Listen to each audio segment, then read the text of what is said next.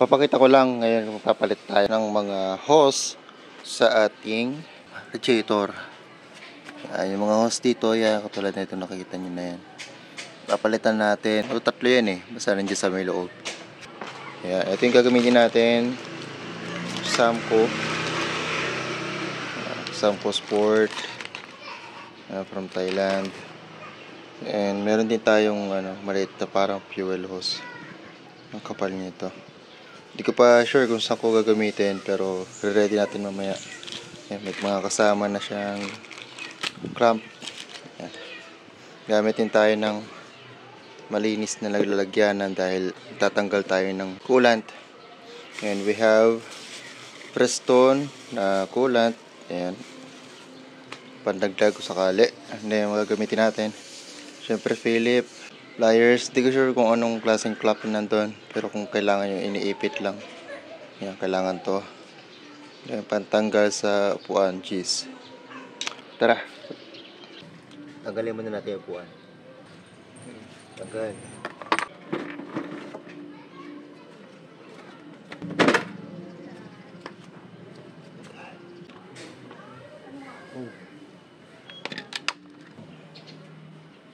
Yan ito.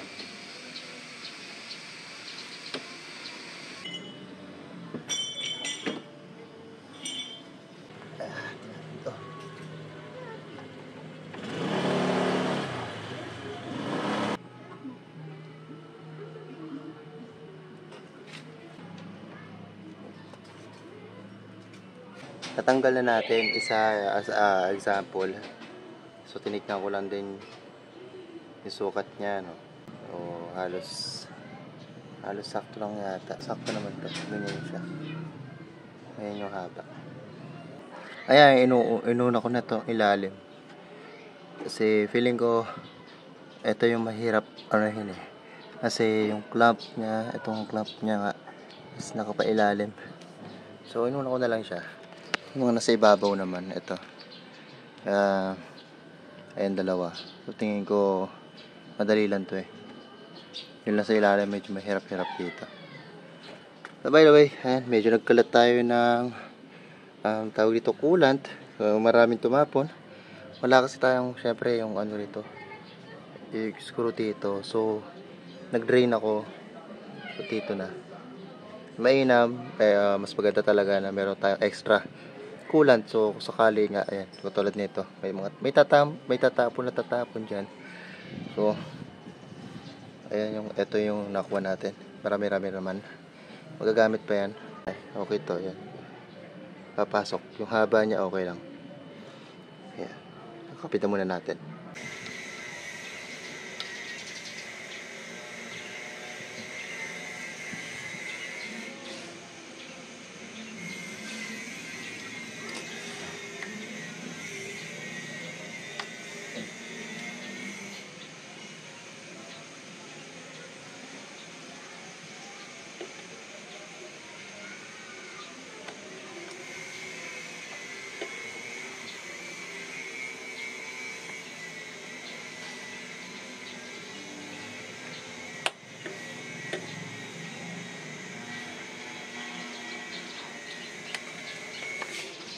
Ito, inalis ko muna dito at dito nakakabit. So para ma-access natin itong dalawa, ganyan ko muna. So tinanggal ko yung 4 na tornilyo sa radiator mismo. Ito, ayan, tanggal na to. Ayan, natuhugot na rin. Tanggal na. So para mahila ko, hihilahin ko na lang. Kasi kung susuksukin o pupwersahin ko dito, parang mahirap eh. So ayan, ito, ayun na. Mas madali ganun. Ito, pwede na itong hilahin din dito.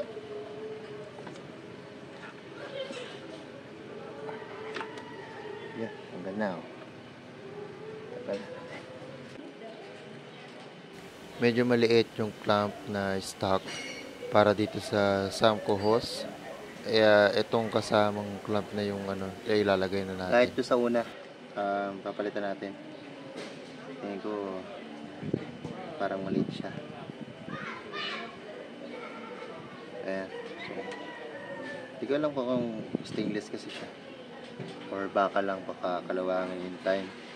Pero tatago natin to. Ito mukhang stainless kasi ito. Hindi tayo sure Hindi tayo sure. Pero kasi matagal na, hindi naman siya kinakalawang. So, dyan muna.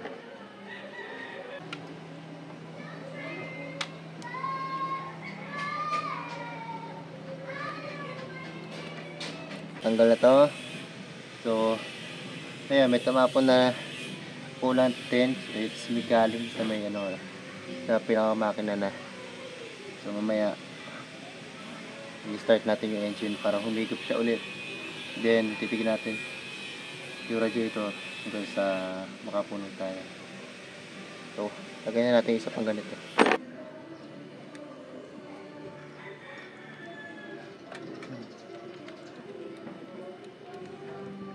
Ito naman.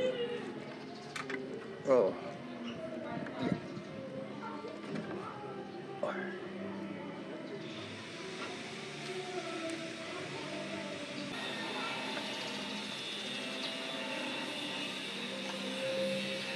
Yeah. Natin itong radiator. So, ito na yung kinalabasan ng ating ginawa. Oh. Yeah, so yung fuel hose nilagay ko dito sa parang breather hose. Kaya papunta rito sa airbox, yung breather hose. Then may itong maiksi. And bitin lang to, pero tingin ko okay lang to kasi parang drain lang siya. Kung sakaling umapaw, ganun din naman, tatapon lang din naman yung kaibahan lang. Yung isa nakapababa, ito hanggang dito lang. Pero titignan ko pa kung ano pa magagawa natin dito. Then ito, pinalitan na rin natin. Wala itong dito kasama talaga. Pero yung hose mismo, ito, tsaka ito. So, ayan yung mga napalitan. So far, ayan na pa lang. So, hindi ko pa natatesting. So, sa ngayon, naglagay na tayo ng coolant. Ayan. Then, maglalagay pa tayo dito ulit. Yeah, so nalagyan na natin yung reserve tank. Ito, okay pa naman to. So, start lang natin. Kung gagawin natin, tayo initin natin to so para humigop yung pinaka water pump. Babawasan pa to eh. So, let's wait for a while.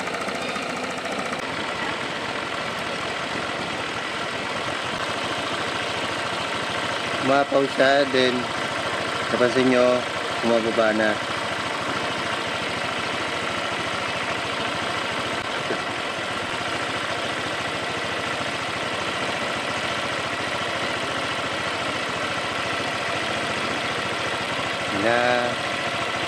Magulo na. So, pumula na, humigop na yung pinaka water pump niya.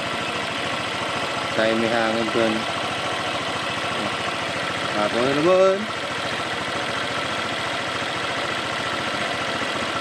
Mugula. Humigop na yung water pump.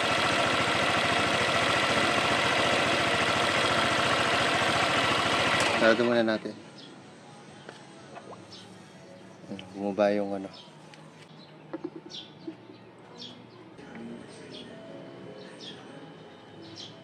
Magiging excess nito, pupunta lang dito.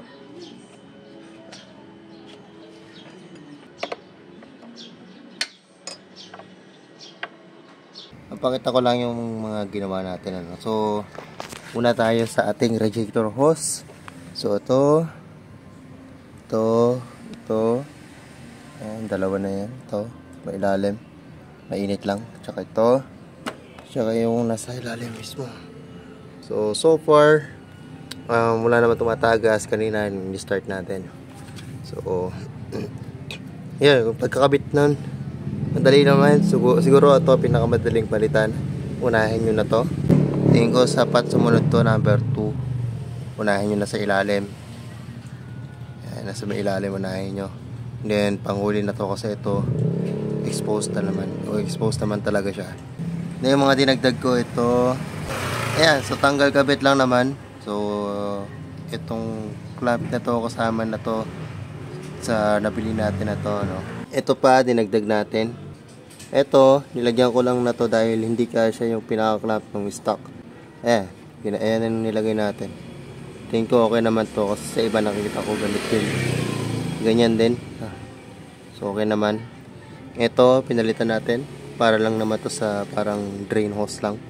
So, wala talaga siyang clamp kahit doon sa stock. Maiksi lang to. Pero tingin ko okay lang para sa akin. Kasi tatapon lang naman din yan. Ganun lang din. So, makikita natin sa ilalim pa rin yung tatapon. And, yung breather hose, ito. Yan. So, hindi ko na rin nilagyan ng clamp kasi sobrang sikip nito. Kasi, ang liit ng butas. Yan. Ang liit ng butas kasi nito para dito. So, medyo mahirap isuksok lalo na yun.